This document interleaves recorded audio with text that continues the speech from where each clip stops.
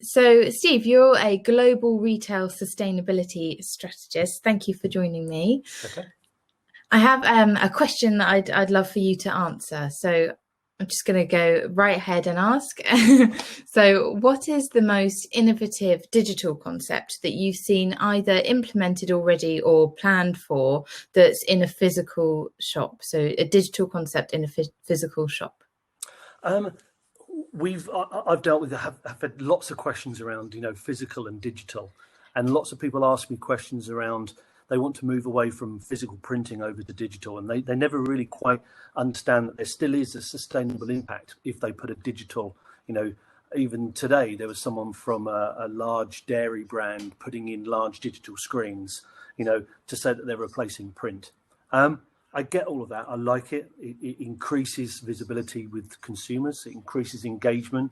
They were saying it also decreases print, which is good for the environment. I think there's a hidden cost in there. I think we've got to be careful with putting digital and digital screens and digital content, because there's also a sustainable hidden cost in there.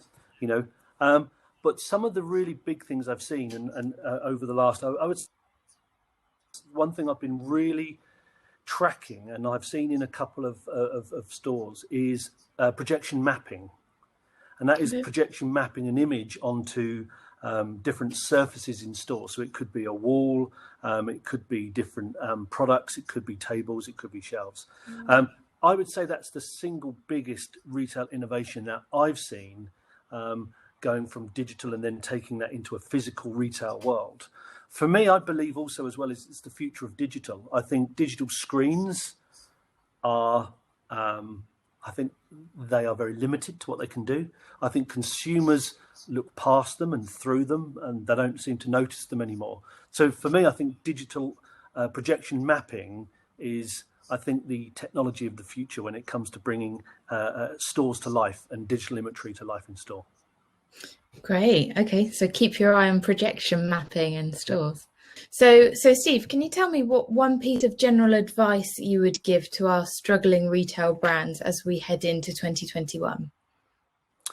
Oh, that's a huge question, and one which it's very relevant, because unfortunately, and it is unfortunate, we're seeing lots of big retail brands going bust and being removed from the high street. And only in the last week we've seen with the Arcadia Group, saying that that they're going into an administration. Some parts of it even might come out. There's even things today saying about Debenhams.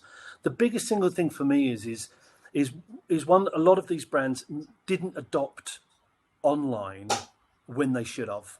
They assumed it was going to be years out and they had time to do it. But unfortunately, what's happened is COVID has acted as an accelerant. So things that people were planning, retailers and brands were planning years out, then accelerated back into months. And things that they were planning in months needed to be done in weeks. And lots of brands and retailers have been caught out by this. For me, I would say, if I'm not going to name a particular brand name or a retailer name, because I think it would be unfair for me to do that. But to make a general point is stores became boring. Stores became just a cookie cut of every location. So if I went to Birmingham, they'd be the same as if I went to Manchester, and or Leeds or Sheffield or Edinburgh, and it'd be the same cookie cut stores. And I think consumers want a little bit more engagement. They want a little bit more excitement.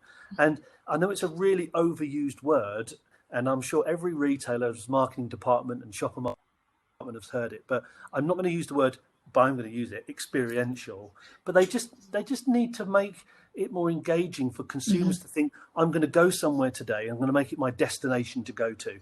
Now, there could be a reason for that experiential. There could be a reason that you want to go and pick something up and touch it, and maybe it used a physical store as a validation point for a product. So I might want to go and look in and pick up or an Apple store and actually look at the new HomePod. Is it the right size? Do I want the big one? Do I want the small one? Make my validate it there. I might go and order it elsewhere. To give you an example, yesterday I went to John Lewis to buy a new Apple HomePod. They didn't have it in stock. Right. So I went to go and do physical shopping, and they forced me to go online So there's a fine line between that, and I understand it's very, very complex when it comes to holding stock and bringing consumers in store. But for me, you just need a reason to go in a store. You need a reason to go back into a store. Products need to be refreshed. It needs to be a nice area to go and relax in, and it also needs to be easy to navigate. I just think things have got a little bit complicated and a little bit staid. There are some major retailers out there at the moment which their environments are really boring, but I also understand that if you've got 100, 200, 300, 500 stores, the cost of refreshing that is enormous. So they'll just maybe have one or two little showcase stores, one in London, one in Birmingham or somewhere like that. But that's no good if you've got a brand that goes over 1,000 stores or 500 stores.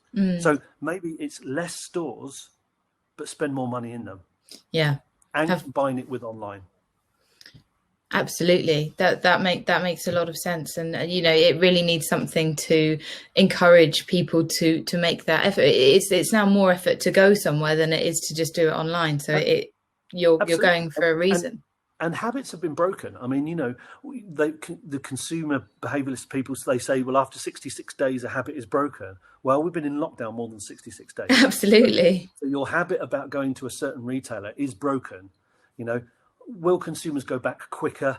They will do. They will re-establish their relationship with those brands and those retailers, quickly after, vaccines and people feel confident to go back out into the marketplace. You still need a reason to go somewhere. You still need a reason to go into a store. And if a store is really not what you're looking for anymore, it doesn't cater to your needs, consumers are very fickle. They'll go somewhere else. They'll change their brand. They will go and purchase from someone else. And I think that's what we really need to look at now. The investment is not just about online.